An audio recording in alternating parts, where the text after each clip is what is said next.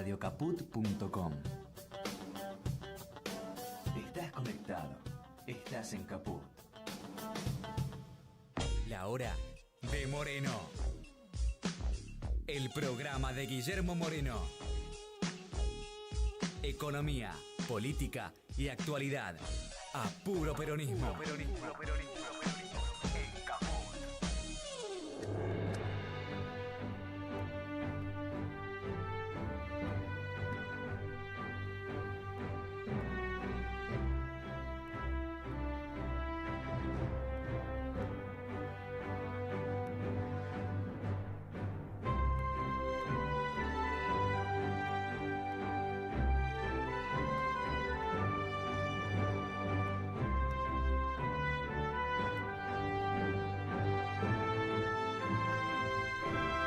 Música extraordinaria, Itia, ¿cuánto hacía que no la tenía así en vivo, en directo? Estuvo una semana sin escucharla, Moreno, la verdad. O dos, no, porque esta es la segunda, claro, tuvimos el día de la... En una fue una columna, después la otra fue el Día de la Mujer. Claro, ¿no? y ellos hicieron un continuum con el tema así mujer. Que hacía 15 días que no la escuchaba. Espacio. Que no la escuchaba. Ya se lo dije. Está extraordinario. Rington. Qué música le voy a hacer un rington, le voy a pedir a Fer que haga un rington y se lo voy a mandar para que lo ponga en su celular. O te lo podés poner vos en el celular para saber quién es el que te está llamando. Claro. Ahí te entra esa música y decís, lo identificás con esa historia. La identificás así. Todos ustedes podrían tener esa música, claro, está muy bien. Ya saben que estoy... El que hace las propuestas, quien hace las el que las hace claro, las paga. Claro, ponen ustedes y yo cuando llamo, sí, total, tanto no nos llamamos, no es que estamos todo el tiempo. No, claro, y usted, ahora que usted está tan ocupado, Moreno. Estamos, sí, está interesante. Bueno. Yo quedamos con Daer, que viene el domingo al programa. Sí. Yo... Que el peronismo, que una radio como Radio 10, que es una radio después de Mitre, empiece un programa con la marcha peronista y lo termine con la marcha peronista, es un hallazgo. Me parece que eso amerita una lectura interesante más allá de... Aparte de que tiene, dentro de la radio es el programa más escuchado los domingos al menos, ¿no? Y creo que no solo los domingos. El otro día había en vivo registrado en nuestras redes más de 32.000 en una sola, en vivo, 32.000 oyentes. Y había... El chico ese que tiene ese perfil que se de llama puro peronismo. Pero esa es una, después había... Sí, que reproducen hay un montón. Pero después los de la radio, claro. Sí, bueno, la radio andaba cerca de 15.000. 18.000 y nosotros ahora me parece que se han articulado para que salga de una manera más coordinada para sumar todas las voluntades y entonces ese programa como pero es especialmente para la reorganización del movimiento peronista, llega a todo el país, llega a todo el mundo, Caput. Este es más de reflexión entre los compañeros. No, el de Radio 10 también llega a todo el mundo. Lo que pasa que en el caso de Radio 10 vos tenés el aire, ¿no? Los camioneros lo escuchan. Vos cuando manejás, si estás en la ruta, Radio 10, no digo que para todas las rutas, pero en muchas rutas lo que se escucha es Radio 10. Tiene otro alcance y otro y entonces tiene su esquema. Pero no es, yo lo que digo es al revés, porque es un ofrecimiento para esa radio hacia nosotros de hacer un programa y hay que tener una lectura que no es solo desde la comunicación o pensar que generamos rating. Si no generábamos rating tampoco estaríamos, porque ahí hay un hecho comercial, pero no es solo rating. Eso fue primero. Estos años pasados ese era el motivo, que vos les descuajeringaba los programas, entonces te invitaban, aunque no les guste, aunque no tengan ningún propósito, pero ahora es como alguien que ponga un poco de orden en el pensamiento de lo que pasa. Me parece a mí que tiene más... El programa con... Una voz en el desierto, digamos, al comienzo. Sí, ¿no? El programa con Berni, el programa con Pichetto, con Marchand, fueron generando debates y discusiones. Ahora con Daer obviamente va a ser, después vendrá el programa con los jóvenes, vendrá el programa con las mujeres, vendrá el programa con nuestros expertos en teología, con los técnicos y profesionales. Con las distintas ramas. Claro. Son las 7 ramas pero también tiene que haber un abordaje teológico de lo que está pasando, porque cuando Milei habla de las fuerzas del cielo o dice Dios es anarcocapitalista, me comentaron, ahora pasamos al tema internacional, pero me comentaron que en el Club del Progreso, que son básicamente radicales, y bueno, la historia, ¿no?, del Club del Progreso, pero está tratando de abrirse.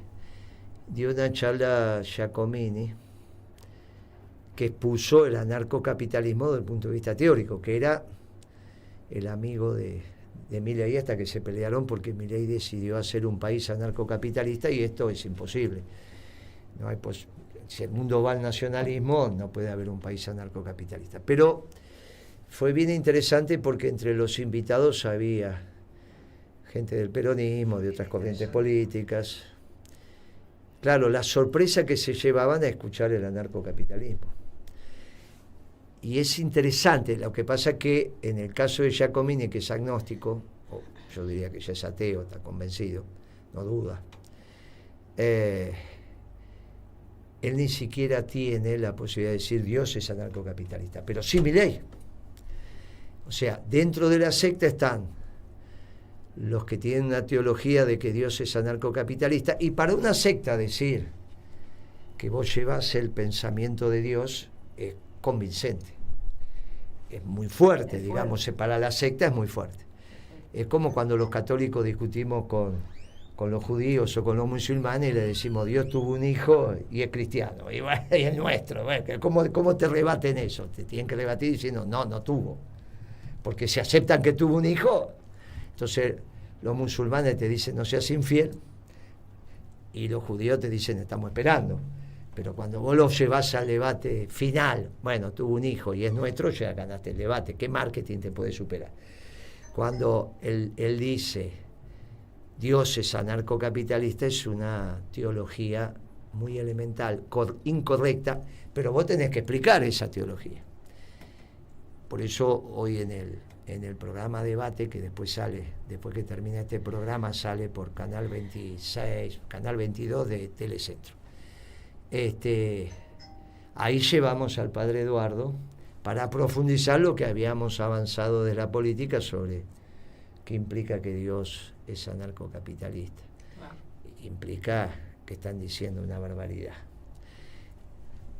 Pero que Diego hable implica también que explica desde la profundidad por qué este gobierno no puede seguir. Y no va a seguir, y va a terminar, va a ser un gobierno breve y de 4 a 6 meses, que es lo que venimos diciendo. Él también lo sostiene, en tanto y en cuanto le empieza a señalar las inconsistencias de un esquema narcocapitalista con Estado, y dice, esto es imposible. Entonces se estrella contra su propia lógica. Él está haciendo mucho a la tele. Cada vez va a ir más. Claro. Lo hicimos bastante famoso diciendo que había dos. Y claro. Está bien, porque él discute de su propia lógica. Exacto. Entonces, lo que él plantea, lo que él muestra, es lo que vos también señalas que es la inviabilidad de un gobierno que tiene ese pensamiento. No puede ser gobierno.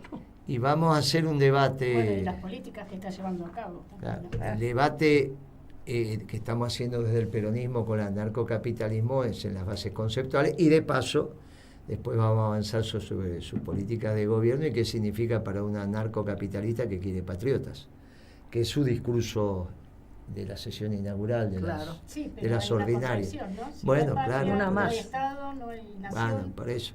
Ahí es donde ya él no reflexiona desde su marco teórico. Y cuando vos no reflexionás desde tu marco teórico, la cabeza te empieza...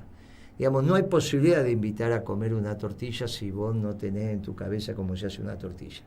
Ese es tu marco teórico para hacer una... No, la miro a Pimpi, ¿sabrá? Sí. Yo digo, yo nunca me hubiera imaginado que me quedé pensando, ¿cuál será mi marco teórico para hacer una tortilla? Yo le hablo a la Silvia, que es la señora que labura en mi casa, pero me parece que eso no es muy teórico como marco, es más bien una resolución. Yo estaba pensando en que ahí no hay marco teórico, entonces no hay tortilla. No, pero la Silvia, como pero dice... yo tengo una metodología, rompo los huevos para como Silvia sí tiene marco teórico, que es la receta y que sabe.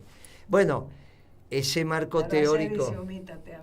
muy bien, vos cuando haces humita, es la humita tucumana.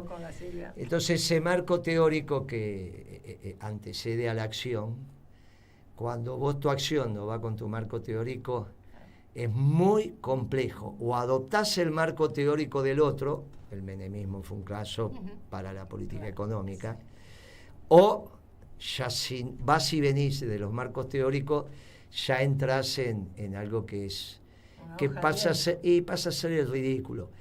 Cuando él en el reportaje con Chiche Helmut explica el marco teórico para el set de precios relativos desde el anarcocapitalismo, y es que dice, no, Moreno, que no, que fracaso, es porque vuelve, Chiche lo deja de hostigar, pero vuelve ahora, cuando hace acciones de gobierno, como juntarse con los supermercados, no tiene nada que ver con ese marco teórico. Entonces, lo que él explica en términos teóricos con Chiche no es lo que su ministro de Economía hace en términos prácticos. Bueno, ese gobierno ya entra, y sobre todo para los que tienen que justificar el gobierno. Y creo, y con esto le voy a ceder la palabra a Guitia, que el capital empezó a reaccionar.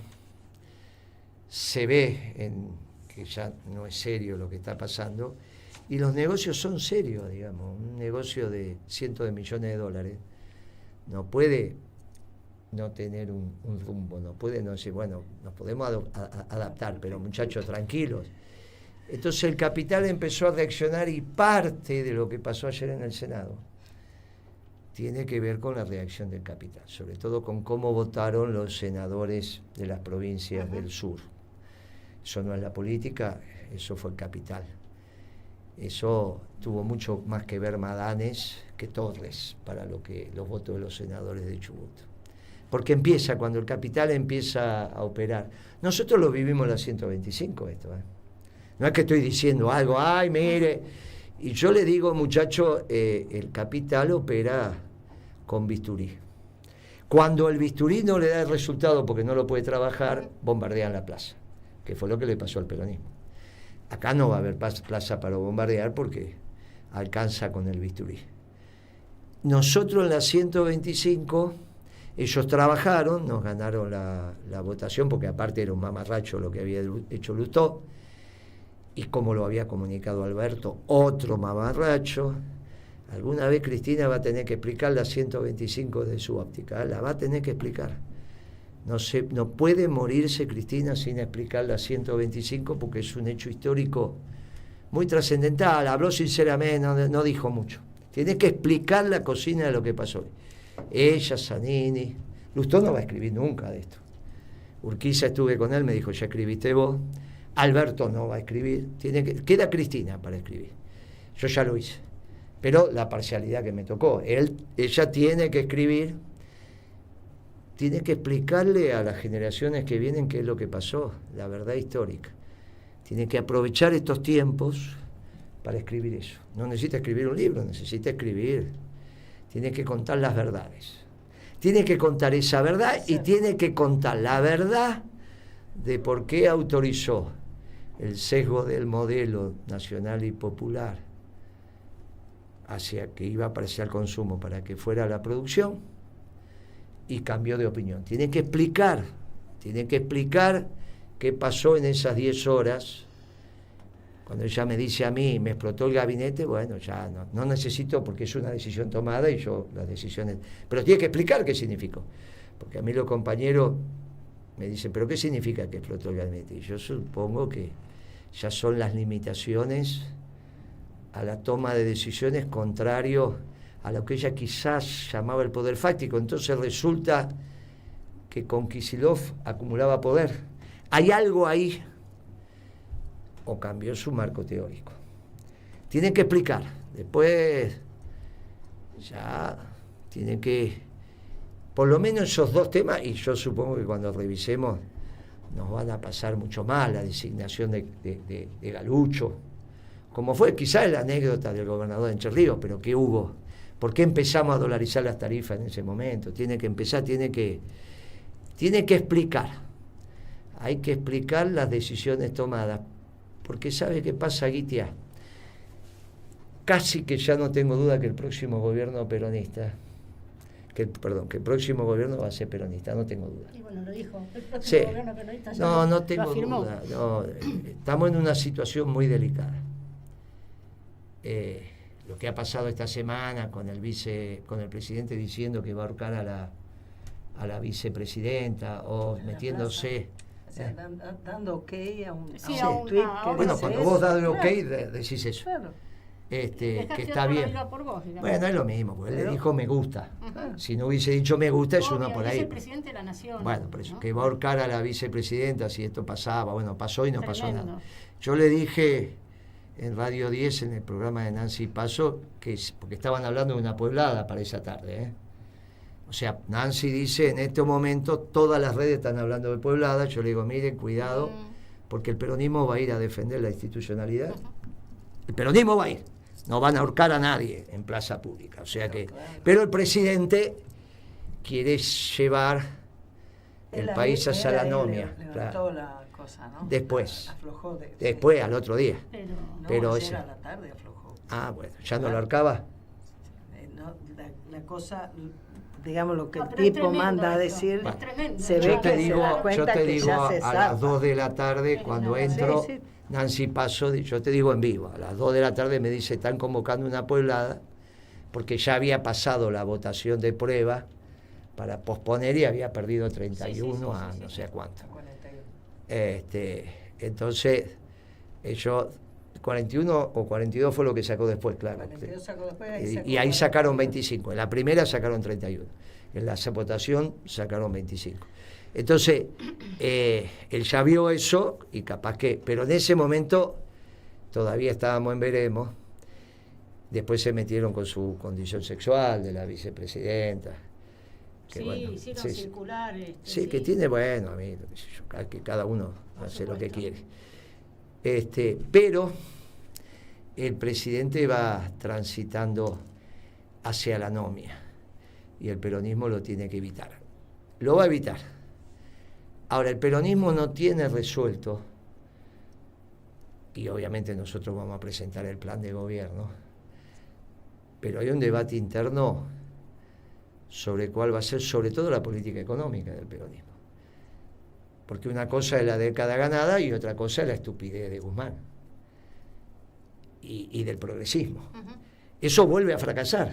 Ese debate tiene que ser público. Es más de lo mismo, además. Bueno, pero el debate es público. Y ahí vienen las confrontaciones entre el progresismo en términos económicos, salvo que se les diga de que va a ser el que va a conducir ese área y se lo deje a Guzmán o a otro, de Kicillof. Pero Kicillof en su discurso se metió otra vez intentando justificar lo injustificable. Es la política económica progresista, el Estado centrista. El documento de Cristina es Estado centrista, Estado céntrico. Entonces tenemos un problema, porque eso va al fracaso. Entonces hay un debate que se empieza a dar ahora de segundo orden, que tiene que ver con cuál va a ser la política económica que va a llevar el superior gobierno peronista. Que no es que primero ganemos y después vemos, porque eso es el 19. No, primero estamos todos juntos, le ganamos no sé a quién y después vemos la política que tomamos. Eso ya lo hicieron, muchachos. Ya pasó en el 19. Ahora estamos discutiendo cuál va a ser la política. Ahora el pueblo peronista tiene que discutir cuál va a ser su política económica. En el seno del movimiento peronista. Ahora, todavía no está organizado y por lo tanto está claro que se tiene que dar públicamente, porque por ahí la realidad nos va llevando. Por ahí la realidad viene muy rápido. Entonces, entiendan los compañeros que el debate es muy profundo. Porque ¿qué sentido tiene volver al gobierno si vamos a fracasar? Como con Alberto Fernández, porque hace la misma política económica. Y vas a hacer sufrir al pueblo como ya lo hiciste sufrir. Y esto es lo que está pasando. Porque esta teoría de que hubo un progreso, hubo un progresismo bobo en el gobierno. Pero ahí el problema está centrado en el adjetivo, bobo. ¿Está claro? Parecería ser que si hay un progresismo inteligente, el gobierno puede ser exitoso. Eso es un error garrafal. El problema no es si bobo o inteligente, es el progresismo, como piensa la economía. Eso es lo que está mal. Y ese debate hoy lo encarna Kicillof. El progresismo como escuela económica, haciendo entrismo en el peronismo, y que es el que fracasó, lo encarna Kicillof. Entonces tenemos un debate que se cruza, ¿no? Vení a hablar con el director de la radio de acá de Caput y te dice, pero Guillermo, tengo que estar todos juntos. Y yo le contesto, ¿para qué? No, para el gobierno. No, querido, si vamos a hacer la política económica del progresismo, como le hizo Guzmán, y los 2 últimos años del gobierno de Cristina con Kicillof, fracasa. Entonces no tiene ningún sentido que vos prometas peronismo y después hagas política económica progresista. La solución a esto es que Kicillof se corra de querer conducir la política económica. Diga, bueno, está bien, conduce el peronismo y ahí está la Comisión de Economía. No, Moreno, el que hace el surco no lo ocupa, siempre es en política. Yo estoy haciendo el surco, el que hace el surco no lo ocupa. Así que no se aflijan por eso. Ya se dirá, el tiempo lo dirá, pero la historia. Muchachos, a ver si lo entendemos. Homo va a estar a disposición, uno lo va a decir, uno lo va a hacer, uno va a estar hasta... Pero muchachos, el peronismo tiene cantidad de cuadros para ocupar, cantidad. La Comisión de Economía ya hay más de 40. El tema es la dirección de la política económica. Entonces, mientras Kicillof insista con esos discursos de modé, como dice Pichetto, primero, después tuvo que decir blanco y negro, porque cuando dijo el color que corresponde nadie lo entendía, que era el color sepia. Sí. Claro, porque era el color que tenía la revista, claro. Y dijo sepia, todos se quedaron duro de más diciendo, ¿de qué está hablando? Yo le dije, bueno, dice blanco y negro. Y entonces Pichetto se dio cuenta y dijo, es blanco y negro. Cuando hago ese discurso, color sepia, implica que él tiene la voluntad de conducir económicamente el próximo gobierno peronista. Y fracasaron. La economía progresista fracasó con Alfonsín, con De la Rúa, los 2 años de Kicillof y los 4 años de Alberto. No es que son bobos. Alfonsín no era ningún bobo. La política económica que hizo con los conceptos socialdemócratas fracasó y te llevó a la hiper. Lo mismo De la Rúa, al sector externo. Y la consecuencia de ese fracaso no es inocua, es cada vez el deterioro mayor de la vida de nuestro pueblo. Porque has visto como en todo, vos te vas comiendo, después te cae un diente, después te cae el pelo, ¿no? ¿Verdad? O sea, cada vez tenés menos para entregar. No, es muy grave, porque no es que fracasó como un hecho ajeno, es fracasó y nos arrastraste. Por lo menos así lo que yo diría. Sí, el tema es que en los fracasos también están los 2 años de Kicillof. No son ningún éxito, eso es una mentira, como el precio cuidado, es una mentira. Una mentira, un programa que siguió Macri no puede servir para nada y no servía para nada.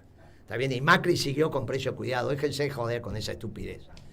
Y después, el fracaso rotundo de Alberto Fernández con un teórico de la economía socialdemócrata como era Guzmán. Es un teórico junto con Stiglitz de la economía socialdemócrata. No es que no es, está formado de esa manera. Y que ahora vuelve a aparecer también. Habla. Bueno, hasta Alberto si la discusión es con Guzmán, corremos a Kicillof, lo dejamos de gobernador y se terminó el debate que estamos teniendo. Ahora, si ese debate lo quiere encarnar Kicillof, nos lleva al fracaso, no tenemos alternativa y lo tenemos que dar ahora. Ahora, y por eso se está dando. Y no, pero es gobernador, y lo lamento, que trabaje de gobernador y no de teórico de la economía para el próximo gobierno peronista. Y entonces vamos encuadrando la situación. Y si no, evidentemente esto seguirá así. Porque, ¿sabe qué pasa?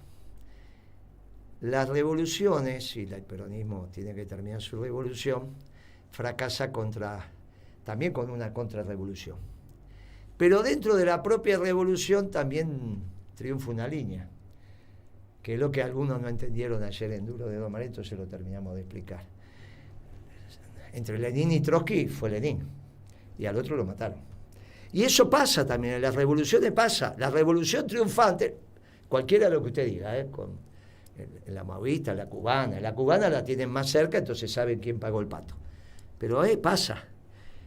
Y en la revolución peronista, para que sea exitosa, no hay lugar para el progresismo en términos de gestión de económico. Claro. Entonces, muchachos, entiendan esto y tomen sus decisiones. Y después las decisiones son, ya saben dónde vamos a estar nosotros.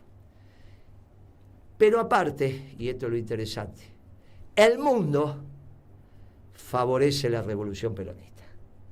¿Y quién mejor que Guitia para que nos hable de eso? ¿No le parece, Pimpi? Absolutamente.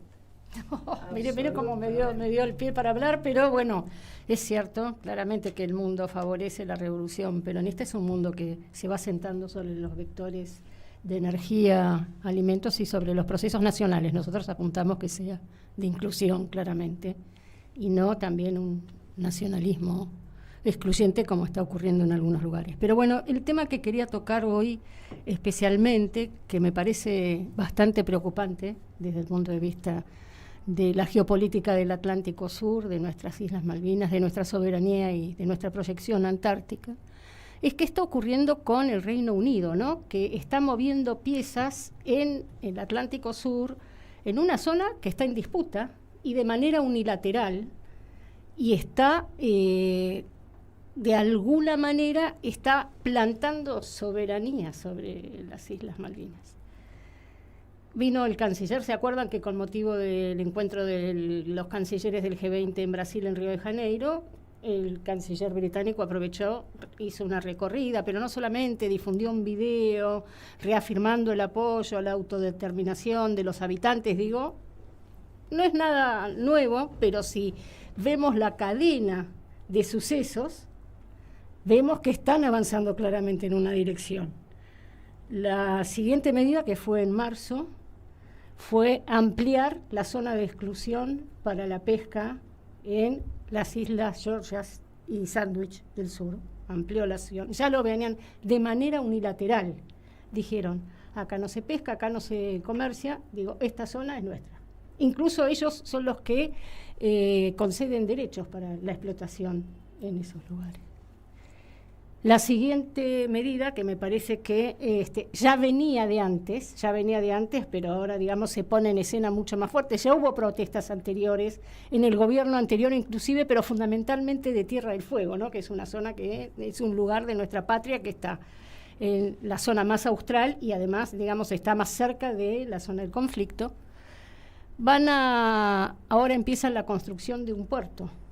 De un megapuerto. Sí, ¿no? Hub estratégico, le llaman, un megapuerto en las Islas Malvinas, digamos, tiran abajo lo que es el puerto Stanley. Esto, que ellos llaman Stanley, ¿no? Nosotros lo llamamos puerto argentino, por supuesto, pero ya estoy hablando desde la mirada británica. Esto es una licitación que ocurrió con anterioridad, digamos, es un proyecto que los ingleses ya venían gestando, digo, por lo tanto, ¿cuál es nuestra capacidad de previsión frente a este tipo de situaciones, ¿no? Nosotros sabíamos que esto iba a ocurrir, que estaba ocurriendo y que finalmente iba a cristalizar, porque ya empieza la construcción. En el 2027 piensan finalizar este puerto, que va a ser para la circulación, digamos, para que vayan, ya sean buques de investigación, buques comerciales, petroleros, buques de investigación. Desde el punto de vista geopolítico, es la puerta de entrada a la Antártida y compite claramente con el puerto de Ushuaia, que además no se pudo actualizar. Digamos, Ushuaia es la zona más cercana a la Antártida, dista de 1.000 kilómetros. Este mega emprendimiento además ofrece servicios especializados para la Antártida. Es, digamos, la entrada a la Antártida, pero mirando, digamos, el rol estratégico que tiene la Antártida. Entonces, lo que estamos viendo claramente es que sumémosle a esto las bases militares.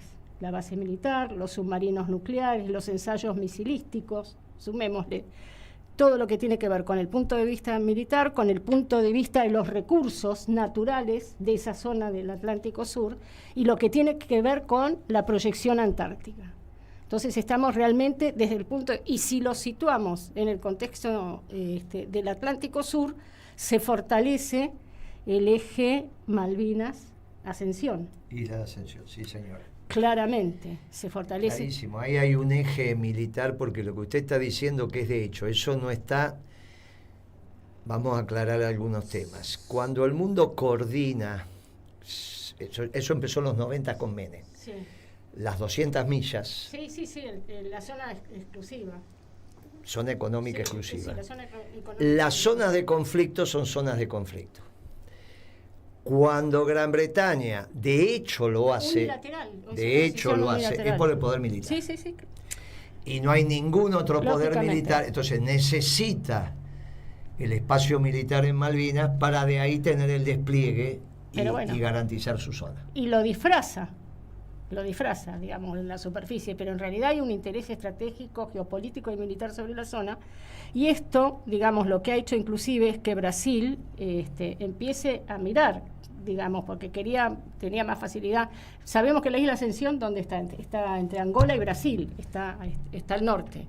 Entonces digo, esto involucra a Brasil también, pero digamos, lo que yo quería marcar es que a partir de la disputa que hay alrededor de la Amazonia, digamos que también es una zona de recursos naturales, en general, cuando los países que han tenido una hegemonía y que todavía la tienen en los mares, porque Francia es un país, digamos, que tiene mucha presencia marítima, tiene mucha superficie marítima por la cantidad de colonias que ha tenido.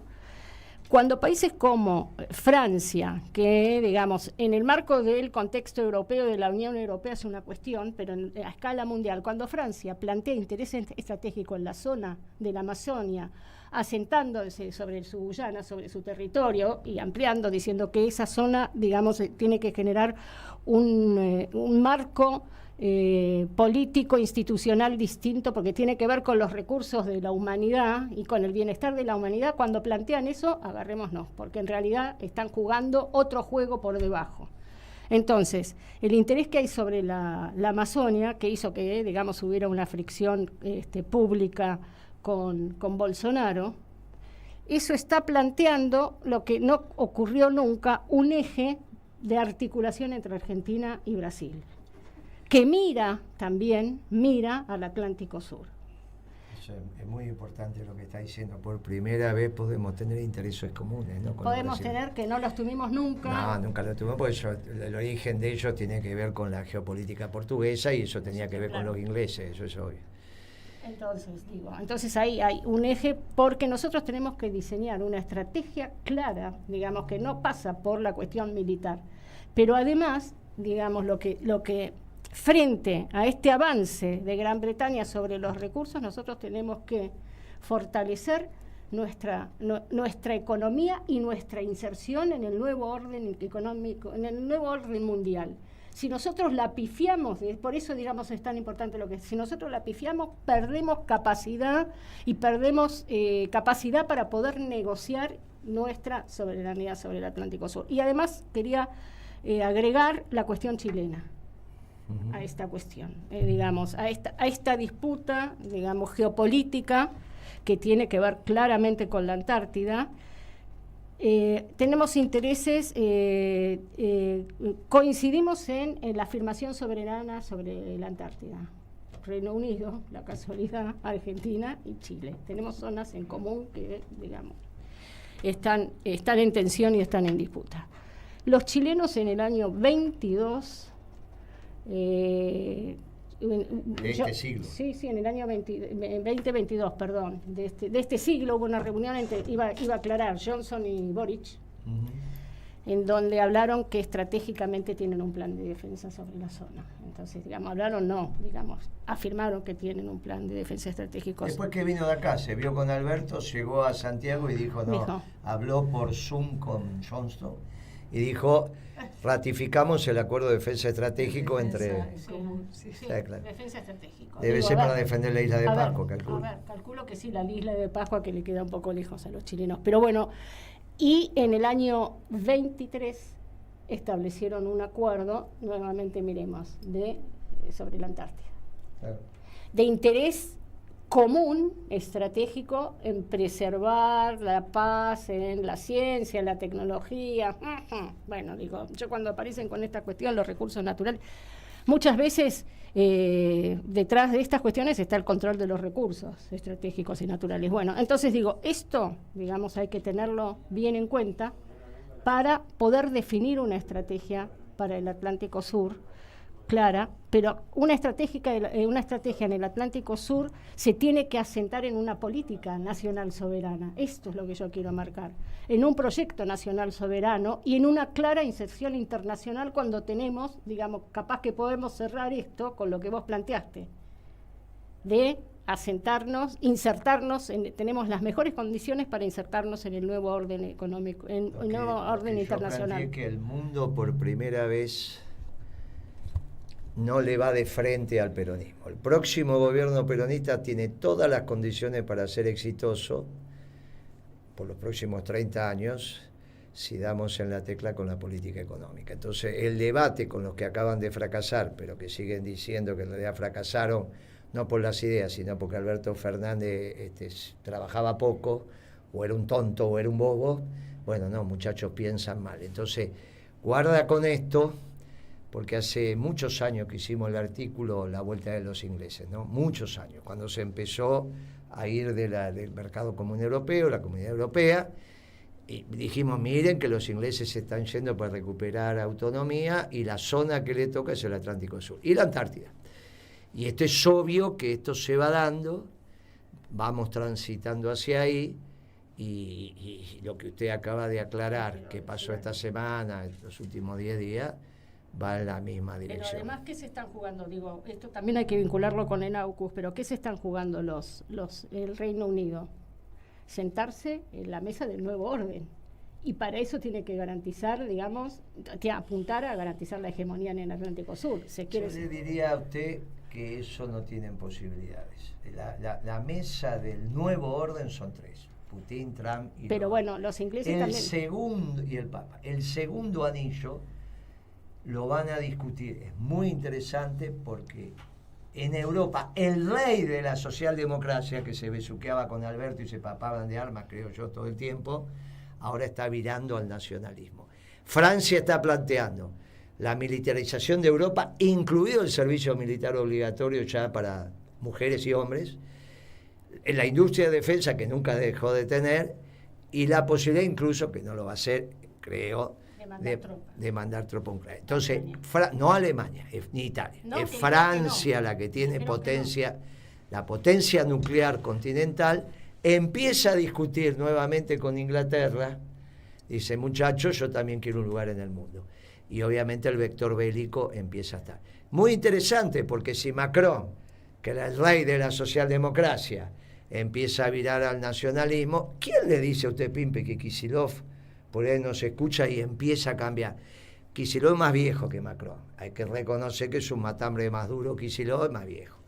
Y cuanto más viejo soy, más difícil. Yo pediste que ahora aprenda a hacer una tortilla vos, olvídate. Pero ya no hay manera de que podamos hacer eso. Ahora, ahora, si está cambiando Macron, podría cambiar Kicillof. Pero bueno, yo igual quería cerrar esto, digamos. Habrá que encontrarse con él para explicárselo, sí. Capaz que sí.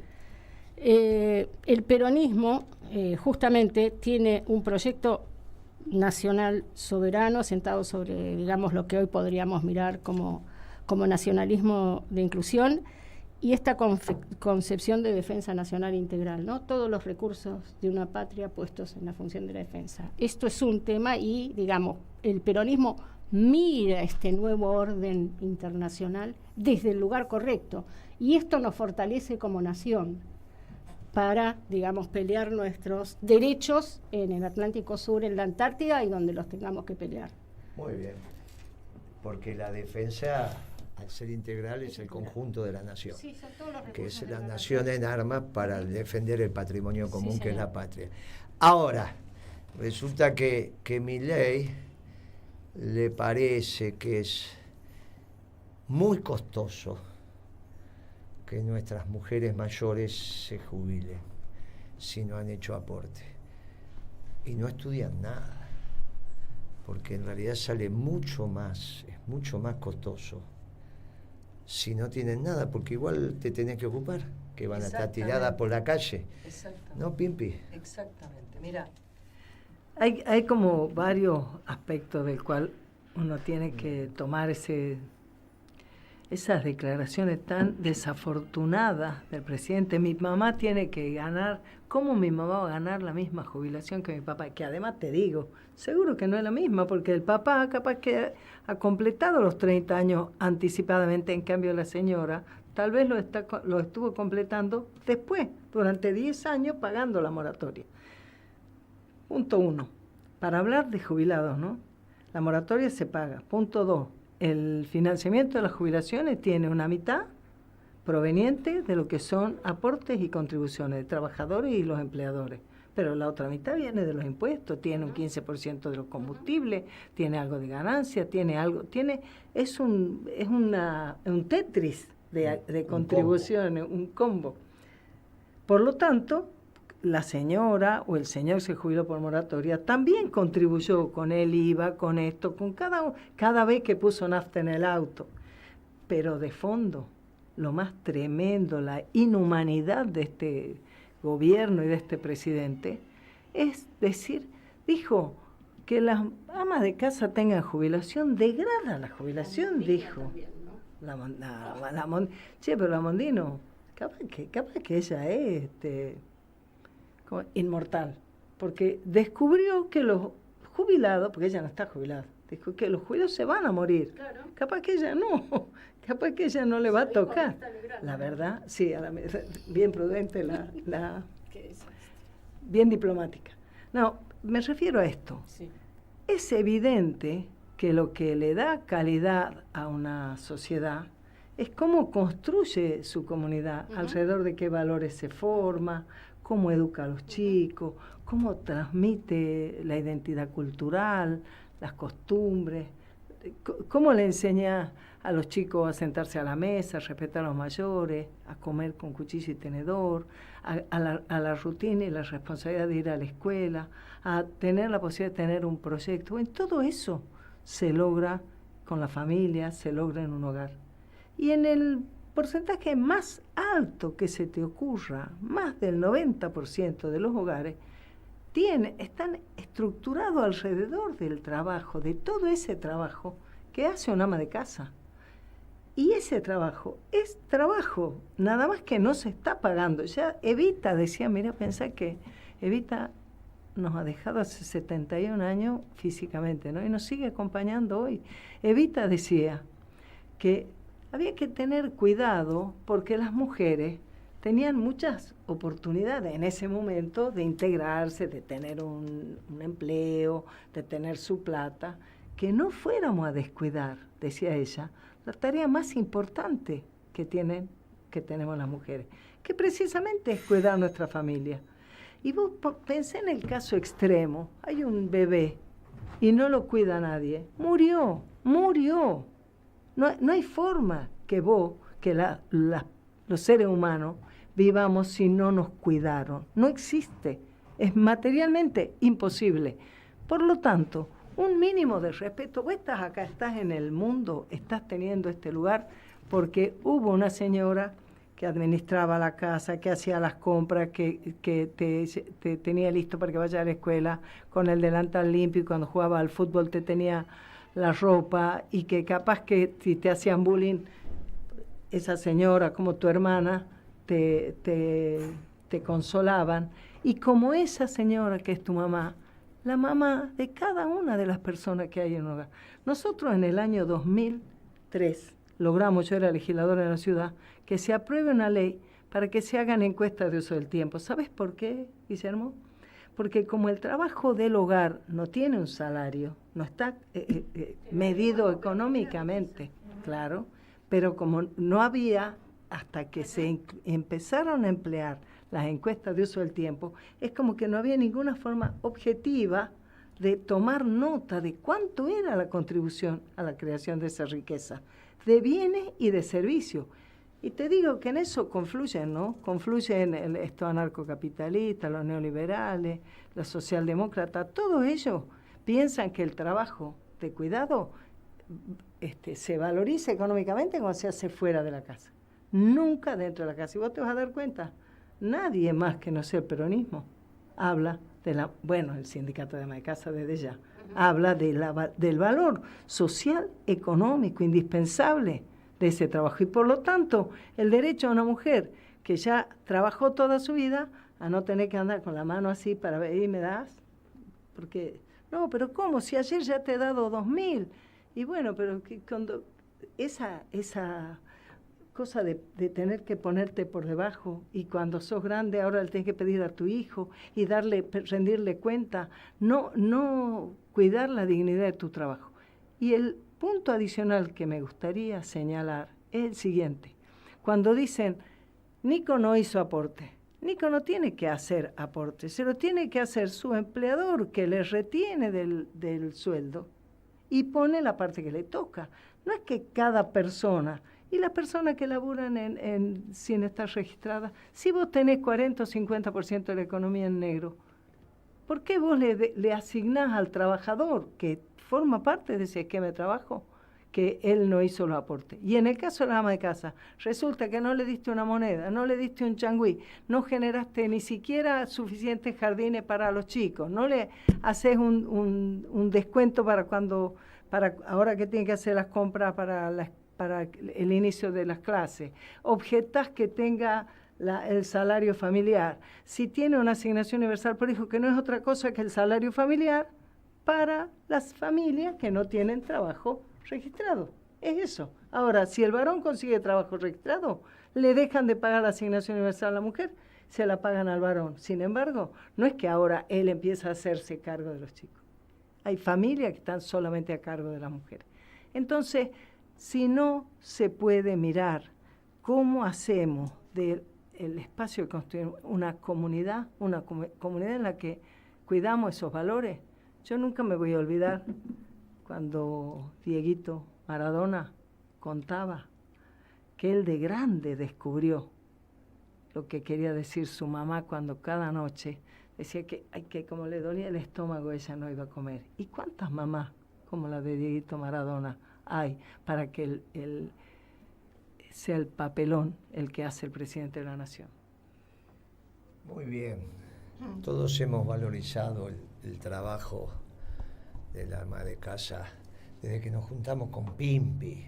Eso significa tomar conciencia. Ha sido el único candidato a presidente que incluyó en su programa el ingreso para las amas de casa. Eso fue mundial, Moreno. Muy bien. Nosotros... Por eso no te doy una verdeja que sea. Nosotros tenemos una discusión de fondo, insisto, con el tema económico. Y ahí nuestro hincapié es en los dos vectores, aparte de alimento y energía, para el modelo de desarrollo, que tiene que ver con la macro, que es el equilibrio externo, venderle al mundo más de lo que compramos para que sobren dólares para ahorrar el resto de los compromisos, ¿no? Que son los superávit gemelos, y el otro gemelo, uno la balanza comercial, venderle más de lo que compramos, y la otra es el superávit fiscal primario, recaudar más de lo que gastamos. Te sobran unas monedas y con eso pagás los intereses de la deuda y entonces tenés el presupuesto equilibrado, incluyendo los intereses de la deuda. El gobierno acaba de lanzar un Twitter, Caputo, diciendo por segundo mes tenemos un superávit financiero, que recaudó más de lo que gastó y le sobró para pagar los intereses. Le sobró, según Caputo, en el entorno de 300.000 millones de pesos. Claro, ahí hay dos conceptos que se pueden utilizar para hacer la contabilidad. Ya lo hemos contado, pero lo volvemos a contar. Tantos programas hemos hecho a lo largo de estos años, Gitia, que muchos conceptos. Hacer la cuenta. Pero los que escuchan los primeros programas, porque ahí están, pueden ver si lo que decimos se cumple o no se cumple. hay dos conceptos, hay dos maneras de hacer la contabilidad. El concepto caja, que es cuánta plata me entró y cuánta plata pagué, que no está ni bien ni mal, es un concepto. Cuánta plata me entró, cuánta plata pagué. El problema que tiene ese concepto para el buen hombre de negocio que no registra las deudas, registra lo que pagué. Me entraron 100 facturas, pagué 50 no las pagué, por lo tanto puedo tener la plata en la caja. Viene el contador, hace un arqueo de caja y dice toda la plata que tenés, pero el contador también tiene que arquear las deudas.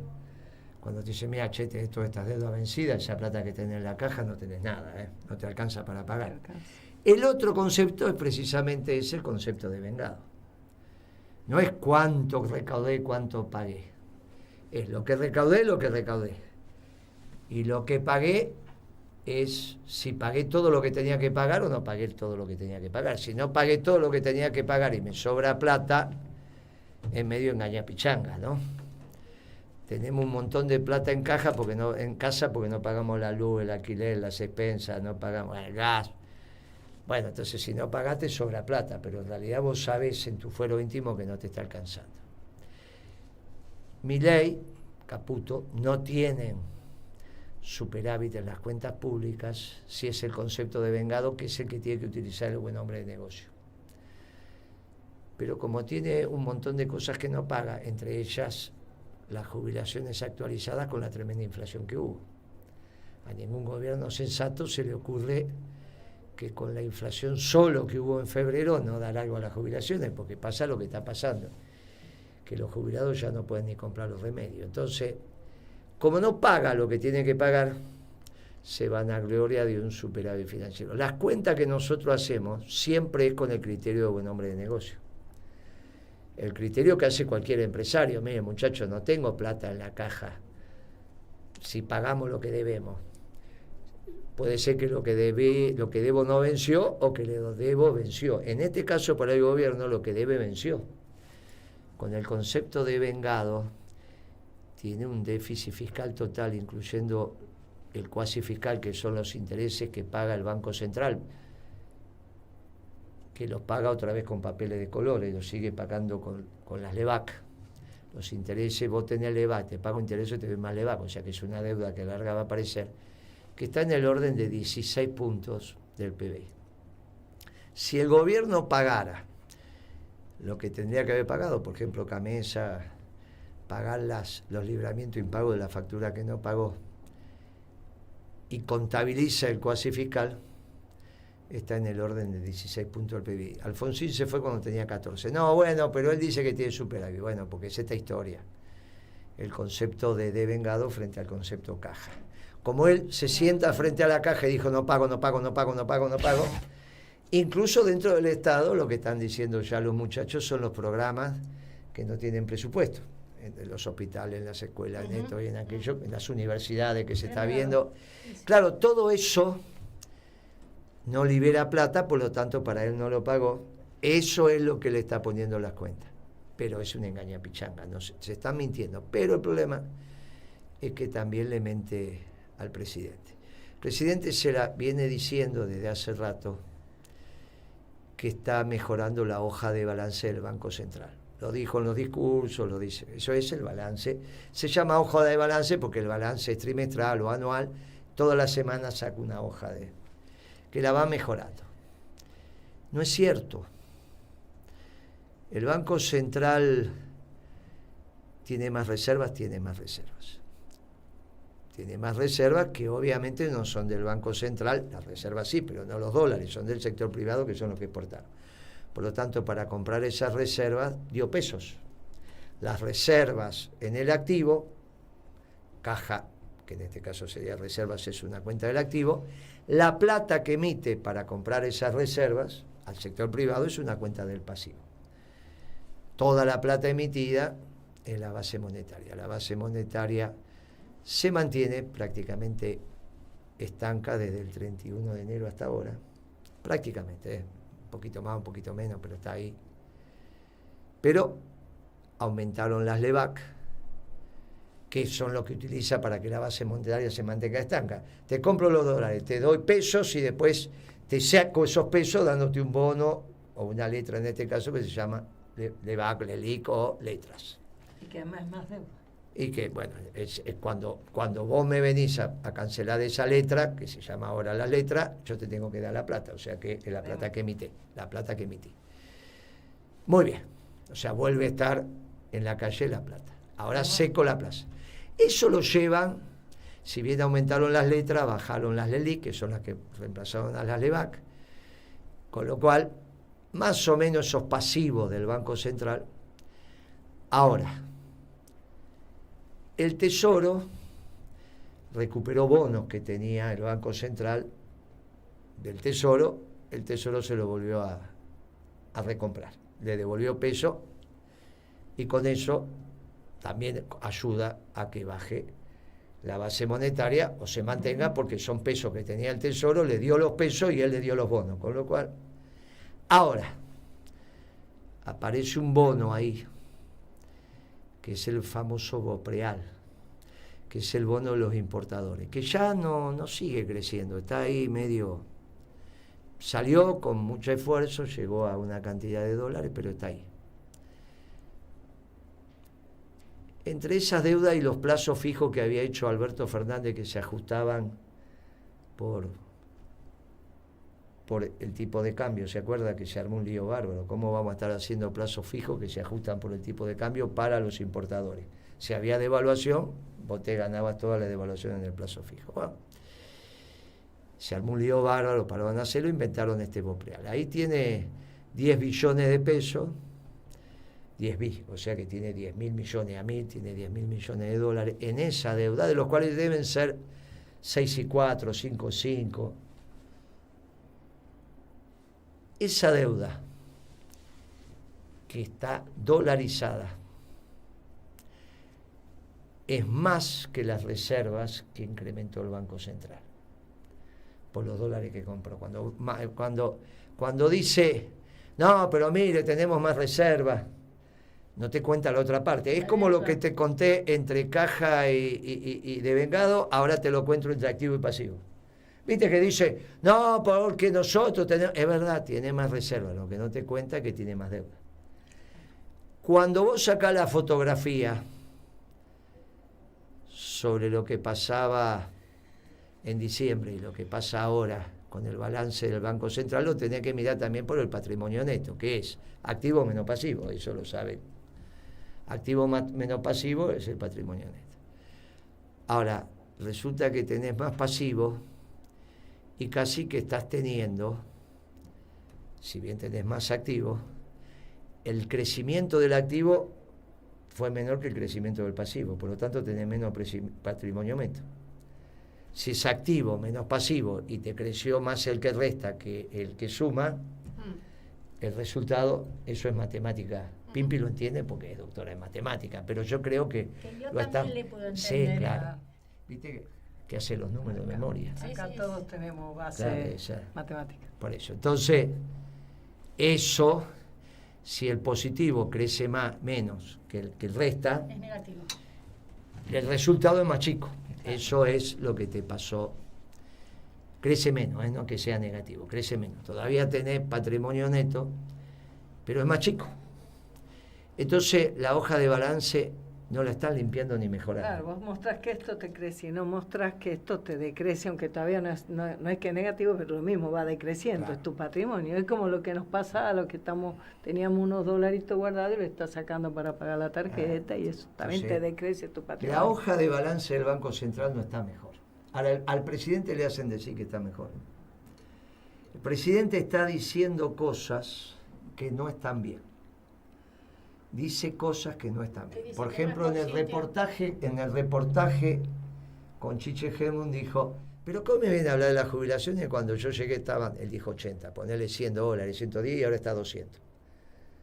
Porque la jubilación mínima con el bono son 205.000, por lo tanto a 1.000 son $200. Él cuando llegó estaba 100 y pico, 105, bueno, no importa, él dijo 80 porque tomó otro tipo de cambio, no importa. Tiene razón, cuando vos lo medís en dólares, pero en realidad Lo que pasó es que hubo una inflación brutal y el dólar no aumentó. Entonces él permite ahora que decir que una jubilación está a $200, pero que tiene el poder adquisitivo de $60. Porque todos los precios, si vos los medís, lo que compraba esa jubilación, a qué alcanzaba esos 105.000 pesos para comprar en remedios, y lo comparás con ahora, los 205.000, resulta que comprás mucho menos remedio. Él sabe hacer esa cuenta, le mintió a Chiche. Chiche se defendió, bien, hasta que le metieron a Esper. En el reportaje con Chiche de repente entra Esper, porque dice, este se desafilió de donde estaba y ahora se afilió a la Libertad Avanza. Esper, que tiene que explicar por qué viajó en un avión de narco y que quiere matar a todo el mundo. Otro que se hace el guapo. Tremendo. Otro está la mala. Bueno, muy bien. Lo tuvieron que meter a Esper ahí, porque estaba haciendo agua el presidente. Es interesante de mirar el reportaje. Mírenlo, es interesante. Tipo le hizo el reportaje, Chiche ya está más allá del bien y del mal, le hacía preguntas. Le hizo las preguntas sobre Caputo, ahí es donde dijo que Moreno fracasó. Y en realidad Moreno fracasó cuando decía que tenía 1% de inflación, lo decía el INDEC, yo también, 0,9. Ellos decían que fracasaba porque tenía 2. Como dicen que mentimos un semestre, que es el semestre del 2007, el miércoles empieza el juicio. De 14 semestres y medio, vio que el otro día me corrigió, aprendí, de 14 semestres y medio hay medio semestre que vamos a juicio, empieza el miércoles. 15 semestres, son 14 años y un semestre, o sea, 14 años y medio. 15 semestres, 14 están ok, uno está en juicio. Por eso, de 14 semestres y medio hay uno. No es medio semestre, es un semestre. Es un semestre. 14 semestres y medio hay un semestre que está mal. ¿Y qué decía yo? 14 semestres y medio, no. 15 semestres, porque son 14 años y un semestre. Vamos de vuelta. No, 7 años y un semestre. 7 años son 7 años por 2 son 14 semestres. Sí. Más un semestre son 14 Pero semestres y medio. No. 15. Son 14 semestres limpito y un semestre en juicio. Sí. No es medio semestre. No, es 14 semestres. Y medio año, entonces, ¿no? 14 semestres y medio. Le faltaba la palabra vos año. lo que muy me bien, decís, muy medio bien, año. muy bien. No que la cuenta estaba mal, sino no, la palabra la cuenta año. estaba perfecta, la descripción era Como rara. estoy hablando, claro, y medio año. Y medio año. No 14 semestres y medio, porque si no usted me dice que serían 14 y 3 meses. Claro. Sí, señor. Entonces, y medio, y un semestre que es medio año. Y medio año, no medio semestre. Usted me está corrigiendo no la cuenta, sino la lengua. Y yo le estaba contestando por el semestre, Bueno, por la ya está. lengua, por la matemática y no por la lengua. Y algo Bien, hemos resuelto. en Ya está. esto lo que estamos diciendo es, hay un semestre en discusión y hay 14 que no. En ese, después de muchos años, vamos a ir a juicio y vamos a explicar lo que pasó. Pero si ellos tuvieran la inflación de cuando decía que nos iba mal, se cortarían el brazo izquierdo, el derecho y mucho más. No quedó. Serían recontra exitosos. Ahora, encima nos iba bien, porque la inflación era la que decíamos nosotros. Ahora que Caputo dice que el INDEC mide mal, porque no toma las promociones 2x1, y nosotros nos cansamos de decir que esto en realidad no pasa en los almacenes, pasa solo en los hipermercados, y que entonces eso lo tenían que ordenar, lo mismo que los descuentos por tarjeta y demás. Pero nunca cuestionamos. Cuando ellos nos dicen a nosotros, no, pero los salarios, el poder adquisitivo, la emisión monetaria, decimos, muchachos, qué lío que hicieron. Ahora Caputo dice lo mismo que decíamos en aquel momento. Justo nos viene bien que el INDEC mide mal, decía Caputo ahora, y por eso hay que terminar con las promociones, para lo que nos está pasando. Todo esto implica que el presidente le están escribiendo algo que no está bien y que él repite. O no leo lo que repite, no lee los diarios y habla con su marco teórico equivocado. Lo hizo con Chiche. Ya Caputo se había reunido con los hipermercados pero él explicaba la teoría anarcocapitalista para la inflación. El presidente está entrando en un proceso muy complicado. Algunos ya dicen que está desquiciado. Y si está desquiciado, los otros dos poderes tienen que empezar a hablar. Y empezaron a hablar. Nos vemos el viernes que viene, Guitia. Nos vemos el viernes que viene, gracias. Hasta el viernes.